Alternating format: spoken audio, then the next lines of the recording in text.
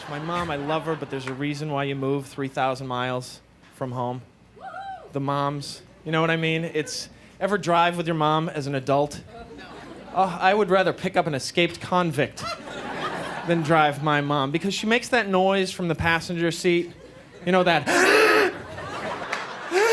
I just want to veer into oncoming traffic. Yeah, I'll give you something to about, lady. Then I look over there, she's grabbing onto that handle, right? The we're all gonna die handle. What is that thing even there for? In case you want to turn your car into a subway at some point, or have a baby do chin-ups on that? Then I look over there and she's like this. She's braking. Oh, thanks, Mom. We almost crashed, but you mimed. Thank goodness for that. That saved our lives. Mom, I love her. She calls every other day, same question. Are you eating? Well, it's a good thing you called, Ma.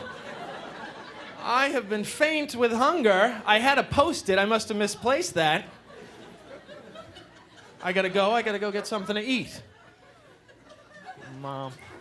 I got her a computer because she misses me terribly. I got her a computer and I gave her my email address so she could, we could exchange emails. And like a couple of days later, I call her, Mom, I haven't gotten any messages. You've been sending any messages? She says, well, what time does the email get there, sweetheart? I don't know, Ma. I will ask the email man.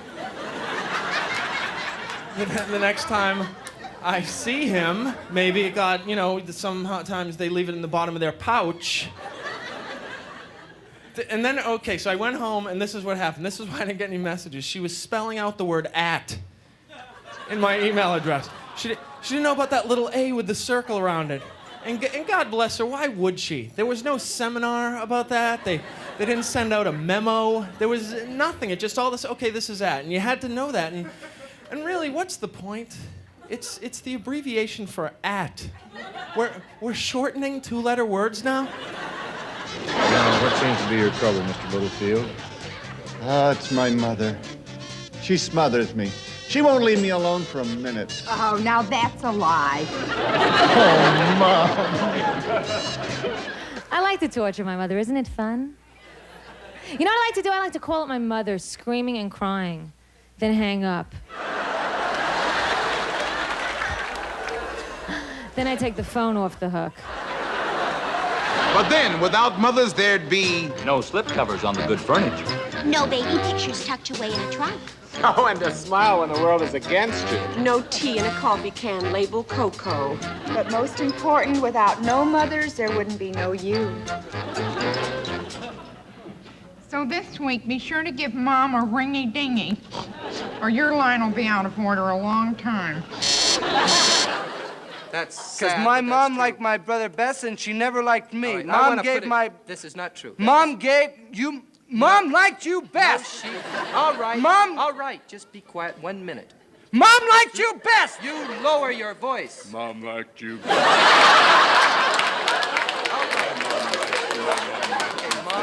You want to know something? What? Mom did like me best. That's true. I never knew she liked me. Well, it's true, and you want to know why? Why? Because I happen to be an only child.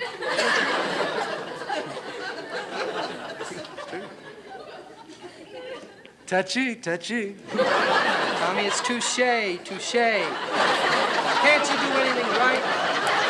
Oh, touchy, touchy. My mom gave my brother a dog, and I didn't get to have a dog more than anything in the world. I wanted to have a dog, a companion, but I didn't get to have a dog. You know what? You had your own pet, a chicken. Crummy chicken. I love being pregnant.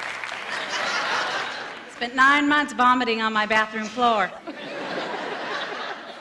I have a husband who is a caring, sensitive man. Bought me a pair of knee pads for Christmas. Well, I have a really hard time with my friends who enjoy being pregnant. Do you have friends like that? Yeah, well, that's an illness. They look like glowing summer fruits. And I'm grazing through the kitchen like a cow out of control. And all I want to do is kill the person who designed this dress. Oh, come on. When will they learn whales and bows don't mix? So I go into labor, and the most beautiful day of my life begins with diarrhea. They put me in a room with a woman who's been in labor for 3 days. Great gal. See, she wanted to have that baby naturally. Well, I watched her for 8 hours just screaming and ripping the skin off her husband's face. So I grabbed that man pacing outside my door in the white coat. I said, hey, Mr. Anesthesiologist, I just want you to know I will do any drug you give me. Oh, just say yes. And you know what? That epidural was better than the sex that got me there.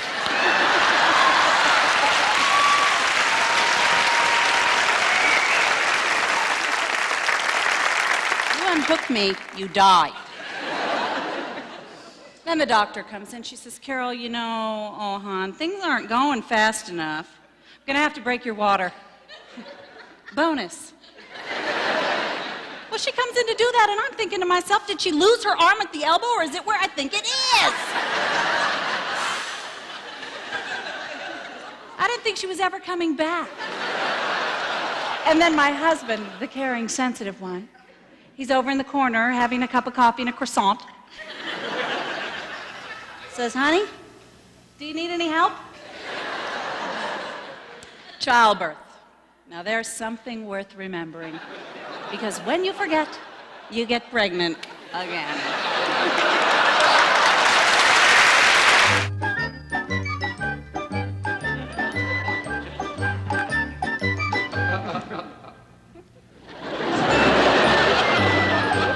What a guy home at Christmas. Oh, my mom's going, well, do you like children? What's he gonna say? No? Well, you know, Susan was no picnic to raise. Remember the time you put all those jelly beans up your bottom, dear? Do you remember that?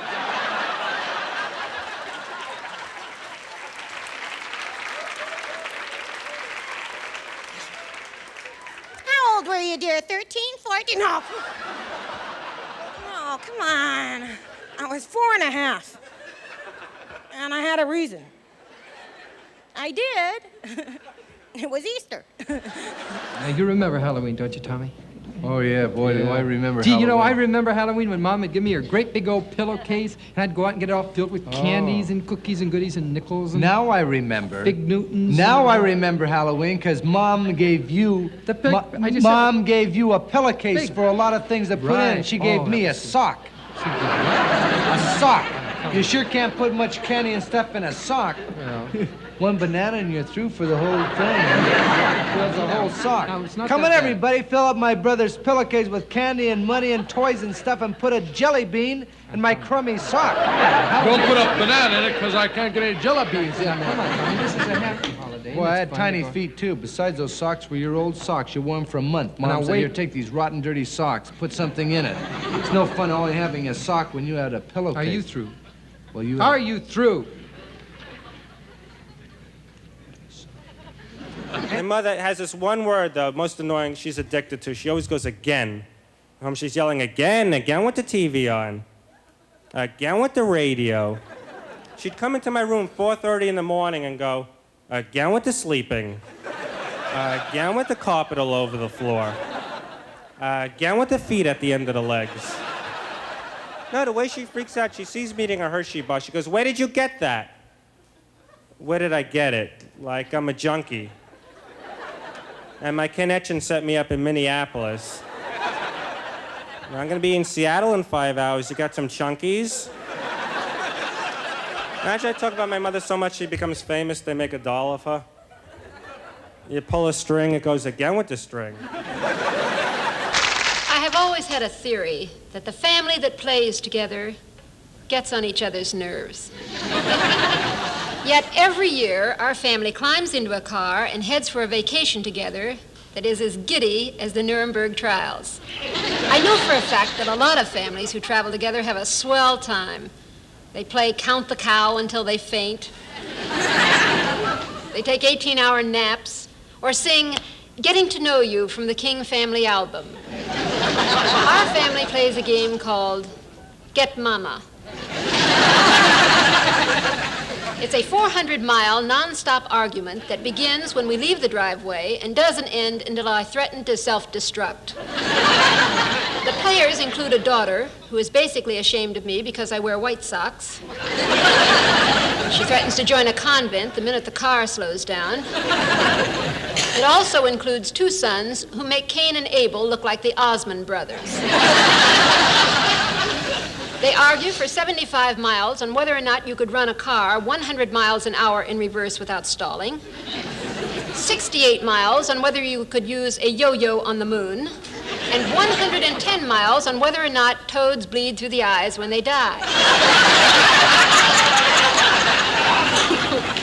They threaten to slap 55 times, punch 33 times, and say, I'm telling, 138 times. Do you know what it is like to spend an entire vacation with a kid with a one-word vocabulary? Gross. The motel is gross, the food is gross, the girls are gross, and the tours are gross. You get the feeling if he saw the Red Sea parting, he'd whip out a pocket comb, yawn, and say, that's gross. The younger son is the 1973 poster child for zero population. After he photographs everyone's teeth in the car, he recites new words he read on the last restroom wall and gets the dog so worked up he throws up in the picnic basket. Now, the driver of the car, who started out as big, lovable daddy, has changed. His body is rigid, his shoulders haunched, and his eyes are glassy. He passes restaurants and diners with the speed of a man who is setting a mileage record for platformate. Only occasionally does he break the silence when he looks in his rearview mirror and grumbles, Leroy, get back inside this car. I swear it's like traveling with the Flying Walendas. Once when I was reading the road map to him, he bit his necktie in half and accused me of moving the Mississippi River over 2 states. As I sit in the front seat, knitting my seatbelt into a rosary, one of the kids says for the 50th time, make him stop looking at me or I'm going to break his face. As I turn around, my daughter warns, hey, Mom, you'd better push the button down on your door or you'll fall out. If only I could believe that. Okay, big musical finish. Take 12. Cue the mothers. When you are a thoroughly modern mother, Nurse can cope with Trisha and Tiny Tom. Sure, the kiddies hate us at 7. They'll be leaving home at 11. Junior said he's making a homemade bomb for under my mattress. That's the risk in being a modern mom. Mom.